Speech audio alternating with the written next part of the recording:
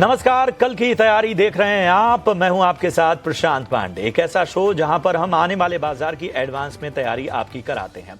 कल चूंकि छुट्टी का दिन है तो नाम से भ्रम मत खाइएगा। कल नहीं, आने वाले कल, यानी कि कल के बाद जब परसों आएगा उसकी खास तैयारी हम एडवांस में आपकी कराएंगे और इसके साथ ही तमाम सेक्टर्स पर भी अपने दिग्गज एक्सपर्ट से राय लेंगे।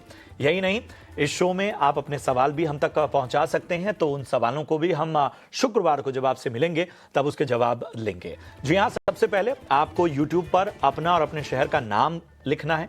उसके बाद किस भाव पे आपने शेयर खरीदा है, किन लेवल्स पे लिया है, कितनी संख्या में लिया है और आपका नजरिया क्या है, शॉर्ट टर्म का या लॉन्ग टर्म का, ये जरूर बताइए। और आप कई बार ये नजरिया नहीं बताते हैं तो इस वजह से जो एक्सपर्ट होते हैं वो आपको स्पेसिफिक राय नहीं दे पाते हैं। वैसे हम राय तो आपके सवालों पर लेते हैं। कई ऐसे भी शेयर हैं जो हमारे रडार में नहीं है, हमारे कवरेज में नहीं है, तो भले ही आप सवाल भेजते हैं लेकिन उन सवालों को हमें छोड़ना पड़ता है क्योंकि वो हमारे रडार पे नहीं है।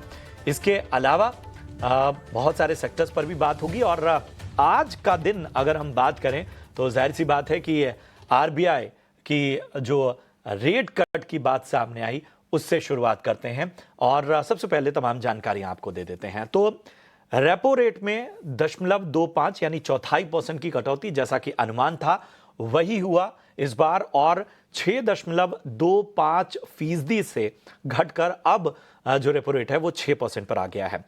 जो पॉलिसी का रुख है वो भी न्यूट्रल से हटाकर अब अकोमोडेटिव कर दिया गया है। एमपीसी के सभी 6 सदस्य रेपो रेट में 0.25% कटौती के पक्ष में नजर आए। FY26 जीडीपी अनुमान की अगर हम बात करें तो ये अनुमान जो है वो 6.7% से घटाकर 6.5% किया गया है। इन्फ्लेशन रेट की बात करें तो 4.2% से घटाकर अनुमान को 4% किया गया है।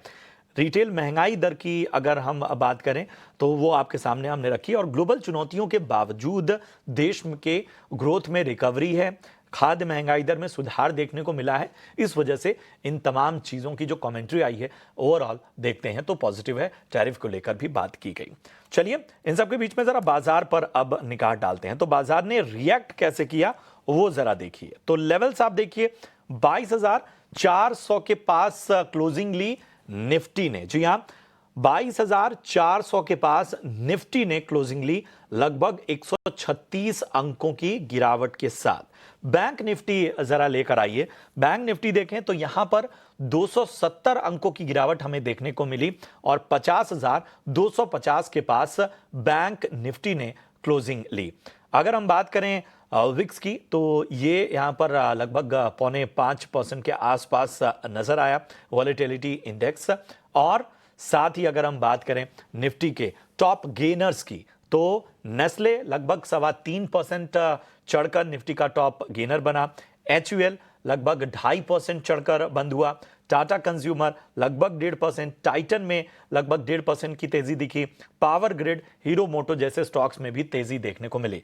दबाव रहा आईटी पे सबसे ज्यादा, विप्रो टॉप लूजर, 4.25% गिरावट पर बंद हुआ विप्रो। एसबीआई देखिए लगभग 3.5% गिरकर बंद हुआ।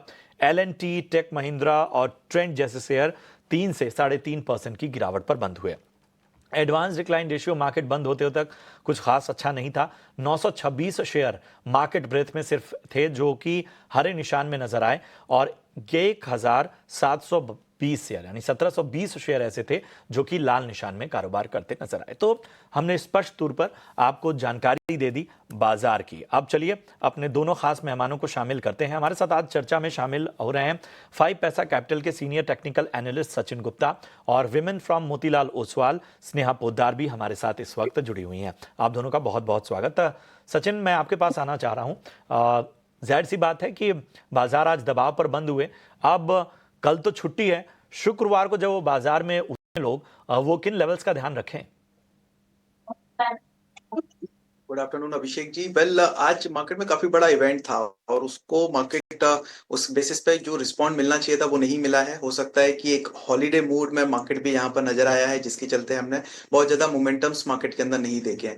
हालांकि कुछ इंपॉर्टेंट फैक्टर्स जो कि आपने ऑलरेडी यहाँ पे बताए हैं, मैं एक बार और रिव्यू करना चाहूंगा। लाइक मार्केट की ब्रेथ पर, मार्केट ब्रेथ समहाउ नेगेटिव ही थी ओवरऑल अगर देखें अदर फैक्टर्स पर भी। सो इंडिया विक्स मॉर्निंग से ही अपने 21 के लेवल्स जो बेंचमार्क बनाया था, मॉर्निंग में जो हाइस बनाए थे उसके पास में ही सस्टेन होता हुआ नजर आया है। एंड ये दोनों फैक्टर्स को नजर रखते हुए और मार्केट की जो नेगेटिव सेंटीमेंट, जो नेगेटिव क्लोजिंग हमें देखने को मिली है आज के ट्रेडिंग सेशंस में, उसके चलते मुझे लगता है कि एक बार जो फोकस है वो थोड़ा सा ग्लोबल बेस भी रहना चाहिए।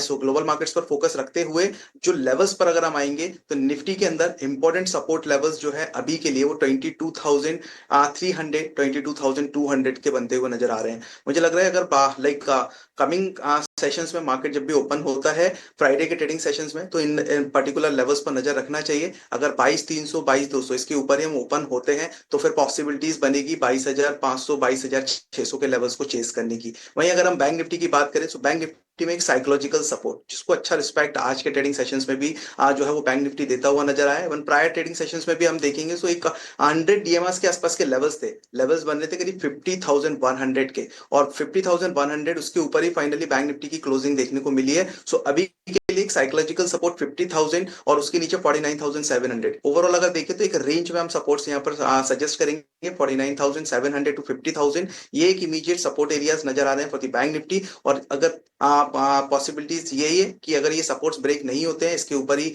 लाइक ओपन होते हुए हम नजर आते हैं फ्राइडे के ट्रेडिंग सेशंस में, तो फिर अपसाइड पोटेंशियल्स करीब 50,700 टू 50,800 तक के लिए कंटिन्यू होता हुआ नजर आ सकता है। सो सपोर्ट्स का जरूर ध्यान रखना है, जब तक सपोर्ट इंटैक्ट है पॉसिबिलिटीज अपसाइड में लाइक शिफ्ट होने की ज्यादा नजर आ रही है। तो ये है राय निफ्टी और बैंक निफ्टी पर आपको मिलती हुई। चलिए बढ़ते हैं आगे और अब आपके सवालों को अपनी चर्चा में शामिल करते हैं। पहला सवाल जो हम ले रहे हैं वो है शिवराज का, और इन्होंने टाटा मोटर्स पर राय जाननी चाहिए है। टाटा मोटर्स की बाइंग प्राइस में बता दूं 650 के स्तर पे इन्होंने खरीदारी की हुई है। 100 शेयर इनके पास हैं।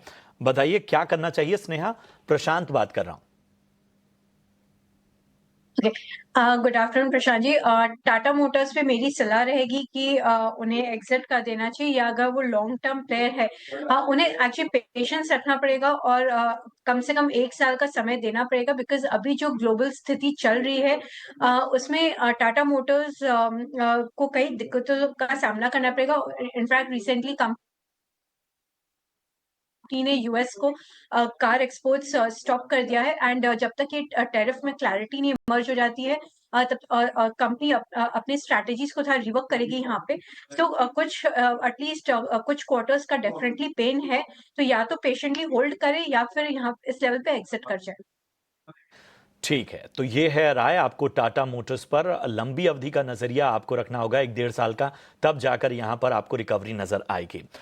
अविनाश राउत हैं उड़ीसा से, इन्होंने यूट्यूब पर अपना सवाल हम तक पहुंचाया है और इन्होंने पूछा है टाटा स्टील पे राय जाननी चाहिए। तो टाटा के स्टॉक पे काफ़ी राय लोग जानना चाह रहे हैं। 172 रुपए के आसपास इन्होंने खरीदारी की हुई है। 2844 शेयर हैं, अच्छे खासे नुकसान में हैं। अभी हम देख रहे हैं 127 के आसपास है। बताएं सचिन, क्या नज़रिया बन रहा है? और इनका कहना है कि मुझे शॉर्ट टर्म लॉन्ग टर्म जो भी बेहतर स्थिति नज़र आती हो वो आप बताएं। Well Prashant ji, immediate supports करीब 120 के पास में ही है, और अगर ये फर्दर सपोर्ट्स स्टॉक ब्रेक करता है तो बिजली पर एक सपोर्ट ब्रेकडाउन हमें कंटिन्यू होता हुआ नजर आएगा। वो विजिबिलिटी वहां पे अगर हम देखें 120 122 ये लेवल्स ब्रेक होने के बाद में फर्दर और करेक्शन जो है ये कंटिन्यू हो सकता है करीब 110 और 105 तक के लिए। सो अभी के हिसाब से अगर मैं बात करूं, जिस तरीके से फर्दर रिजेक्शन हमने 160 के आसपास से स्टॉक के अंदर आते हुए देखे हैं पिछले लास्ट 2 वीक से, और अगर ये हफ्ता भी हम कंसीडर करें तो करीब ये थर्ड वीक है, यहाँ पर ये करेक्शंस फर्दर कंटिन्यू होते हुए नजर आ रहे हैं। अभी के लिए मेरी सलाह रहेगी 120, इसी के एक इमीडिएट सपोर्ट, ये जो स्टॉप लॉस पॉइंट है उसी को कंसीडर करके चलिए, बिकॉज इन केस 120 के लेवल्स ब्रेक होते हैं तो फिर फर्दर और वीकनेस बढ़ेगी। पोजीशन से एग्जिट करने की सलाह दूंगा अगर 120 के लेवल्स ब्रेक होते हैं तो। ठीक है, तो ये है राय आपको मिलती हुई। लेवल्स का निचले स्तरों पर भी आपको ध्यान रखना होगा। वोडाफोन आइडिया पे हमारे एक दर्शक हैं अशोक जी, उनका सवाल लेते हैं। 7 रुपये 12 पैसे पे फिलहाल चल रहा है, इनकी खरीदारी 8 रुपये 50 पैसे की है। और बताएं स्नेहा, आसपास की खरीदारी है, क्या करना चाहिए? हालांकि शेयरों की संख्या इनके पास अच्छी खासी है, 9,000 शेयर इन्होंने लिए हुए हैं 8.5 रुपए के भाव से वोडा आइडिया। मेरी सलाह रहेगी कि वोडाफोन आइडिया को वो एग्जिट करे, बिकॉज दो गवर्नमेंट ने वोडाफोन आइडिया को आके सपोर्ट किया है, पर फिर भी अभी बहुत इफ्स एंड बट्स है। सबसे पहले तो इनकी जो सब्सक्राइबर जो बेस है वो फॉल करनी स्टॉप करनी चाहिए। सो उसमें कंटिन्यूस हम मंथ आफ्टर मंथ एक फॉल देख रहे हैं। तो ये जब तक हॉल्ट नहीं होगी बहुत बड़ा कंसर्न बना रहेगा। सेकेंडली इनके पास जो एजीआर ड्यूज है वो भी काफी हाई है। सो दो गवर्नमेंट के सपोर्ट से काफी कुछ इनके बैलेंस शीट को स्ट्रेंथ मिलेगी, बट स्टिल एजीआर ड्यूज के लिए इन्हें वापस या तो कोई इन्वेस्टर के पास या गवर्नमेंट के पास जाना पड़ेगा। तो एक वो भी दूसरी ग्रे एरिया है। एंड थर्डली इन्हें अपने पियर्स के साथ एट पार आने के लिए काफी हद तक केपेक्स करना पड़ेगा 5G front end 4G front पे। ये बताइए कि वोडा से अगर निकलें तो कहाँ, मतलब यहाँ से एग्जिट किया जाए तो किसी उछाल में एग्जिट किया जाए, ये ज्यादा बेहतर रहेगा? और एग्जिट करने के बाद कहाँ पैसा लगाएं? जी हाँ, तो मेरी सलाह वही है कि एक उछाल जरूर देखने को मिलेगा, क्योंकि गवर्नमेंट 10 रुपए पे एंटर करेगी तो शायद एक कभी ना कभी मौका मिलेगा। उस उछाल में निकलिए और भारतीय एयरटेल में स्विच करिए जहाँ पे कंफर्ट है। एंड प्लस वहां पे एक कंफर्ट ये भी कि आरपू बढ़ने के चांसेस काफी हाई है। और प्लस भारती के केपेक्स काफी कुछ ऑलरेडी हो चुके हैं, तो उस फ्रंट पे भी उसकी फ्री कैश फ्लो को काफी पुश मिलेगा, बिकॉज अब केपेक्स इंटेंसिटी काफी कम रहेगी। तो बेटर है कि वोडाफोन से निकल के भारती में स्विच किया जाए। आइडिया जहां पे भी उछाल नजर आए वहां पर एग्जिट कीजिए और भारतीय एयरटेल खरीदारी की सलाह आपको मिलती हुई। चलिए अगला सवाल लेते हैं ऋषिकेश जी का, और मुरैना से इन्होंने सवाल हम तक पहुंचाया है। पूना वाला फिनकॉप पे राय जानना चाहते हैं। 98 शेयर हैं, 398 की खरीद है। बताएं सचिन, क्या करना चाहिए? 398 की खरीद है। ऑलरेडी स्टॉक करीब 320 के आसपास की एक इमीडिएट बॉटम को टेस्ट करने के बाद में रिवर्स हुआ है और near to the immediate breakout levels के पास ही मूव कर रहा है। ब्रेकआउट रेंज जो बन रही है वो करीब 355 टू 360 की बन रही है। मुझे लग रहा है 360 जैसे ये लेवल्स अपसाइड में ब्रेक होते हैं, पोटेंशियल टारगेट करीब 400 410 के हो सकते हैं। सो यहाँ पर होल्ड करने की सलाह दूंगा। एंड डाउन साइड में स्टॉप लॉस का जरूर ध्यान रखना है। तो स्टॉप लॉस जो रहेगा वो करीब 335 कंसीडर करके चल सकते हैं पोजीशंस के अंदर। सो 335 के स्टॉप लॉस के साथ पोजीशंस को होल्ड रखिए। अपसाइड पोटेंशियल्स कमिंग डेज में देखने को मिल सकता है। आपको पूना वाला फिनकॉप पे। कमलेश धाकड़ का सवाल लेते हैं। टीसीएस इन्होंने खरीदारी की हुई है, और टाटा मोटर्स पे हम पहले ही राय दे चुके हैं तो वो नहीं लेंगे, लेकिन टीसीएस हम जरूर लेंगे। टीसीएस पे इन्होंने 3450, एक बार मैं बता दूं 3450। स्नेहा जी, टीसीएस आईटी पे तो आज अच्छा खासा प्रेशर, और जाहिर सी बात है ग्लोबल टेंशन की वजह से ये प्रेशर और गहरा सकता है। टीसीएस फिर भी इनकी बाइंग प्राइस के हिसाब से 3450 के हिसाब से आपको कैसा लगता है? देखिए, अगर का लॉन्ग टर्म नजरिया है तो टीसीएस होल्ड करना चाहिए। कल इसके नतीजे भी है, तो कल मैनेजमेंट की कमेंट्री बहुत इंपॉर्टेंट होगी। मैनेजमेंट का क्या व्यू बन रहा है यहाँ से ग्लोबल टेंशंस को देख के, बिकॉज FY26 में डिस्क्रिशनरी डील्स में एक रिवाइवल एक्सपेक्टेड थी, जो अब लग रहा है कि शायद अगेन वो डिले हो जाए बाय अनदर 6 months और सो कमेंट्री इंपॉर्टेंट होगी। नंबर वाइज डिसेंट नंबर्स रहेंगे, पर कमेंट्री को कल वॉच करके फिर कॉल ले। अगर शॉर्ट टर्म है तो निकल जाना बेटर है, लेकिन अगर लॉन्ग टर्म है तो इस लेवल्स पे एवरेज कर।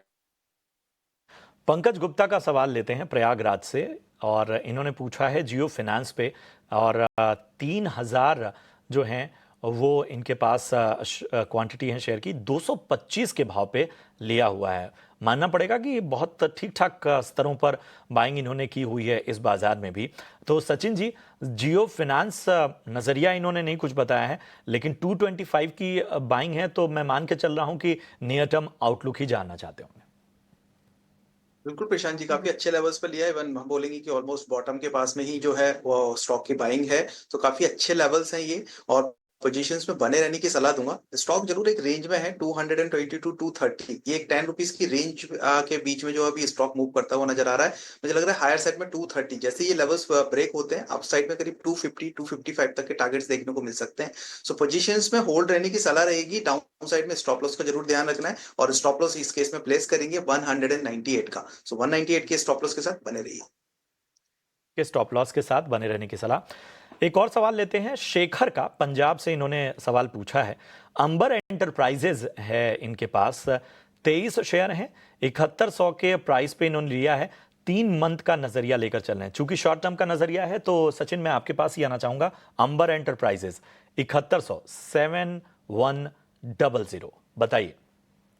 वेल इनके प्राइस से तो करीब 1000 पॉइंट डाउन है, बट लोअर साइड में एक अच्छे सपोर्ट बेस बने हुए हैं, और वो फॉर्मेशन हैं करीब जो लेवल्स आ रहे हैं करीब 5500 के आसपास में आ रहे हैं। एंड वो लेवल्स इंपॉर्टेंट इसलिए भी हैं बिकॉज 200 डीएमएस वहां पर एक अच्छे सपोर्ट्स का काम करता हुआ नजर आ रहा है। मुझे लग रहा है 5500 5600 इस स्टॉप लॉस के साथ में अगर होल्ड कर सकते हैं तो पोजीशंस में बने रहिए। अपसाइड पोटेंशियल्स वापस से जो है करीब 7000 7500 तक के लिए देखने को मिल सकता है।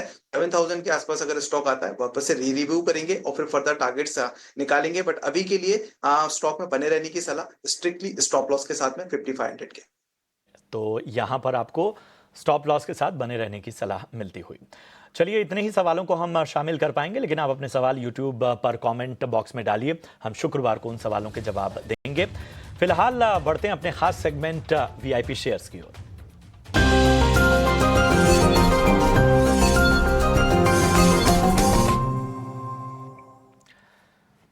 तो स्नेहा, सबसे पहले आपके पास आना चाहूंगा। बताइए, वीआईपी पिक के तौर पर आज आपकी पसंद क्या है? मेरी पहली पिक है कैस्ट्रॉल इंडिया। ब्रेंट क्रूड जो कि हम देख रहे हैं कि ऑलमोस्ट $60 पहुंच गया है ग्लोबल टेंशंस के कारण, तो उसकी लुब्रिकेंट बिजनेस काफी बेनिफिट करेगी। एंड दूसरा, कंपनी ईवी और डेटा सेंटर में भी घुसने की कोशिश कर रही है। वहां पे इसने ऑलरेडी टेस्टिंग के प्लान्स स्टार्ट कर दिए हैं। ये एक इंटरेस्टिंग स्पेस है, एंड ये एक बहुत बड़ा ग्रोथ ड्राइवर हो सकता है फ्यूचर में। कैस्ट्रॉल इंडिया में रिकमेंडेशन रहेगी विद टारगेट प्राइस ऑफ 260। दूसरी मेरी पिक है जेके सीमेंट। अगर सीमेंट की हम बात करें तो सीमेंट प्राइसेस Q4 में Q3 के कंपैरिजन में काफी स्टेडी थे, एंड एक मार्जिनल राइज भी हमें दिखा, और आगे आने वाले समय भी सीमेंट प्राइसेस और बढ़ने की चांसेस हाई है।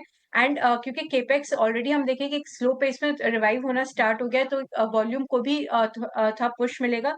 तो जेके सीमेंट एक अच्छा मिड कैप नेम है जो कि हम अक्यूमुलेट कर सकते हैं, एंड इसमें टारगेट प्राइस है 5630 का। बढ़ते हैं आगे, और सचिन आप बताएं आपकी पिक।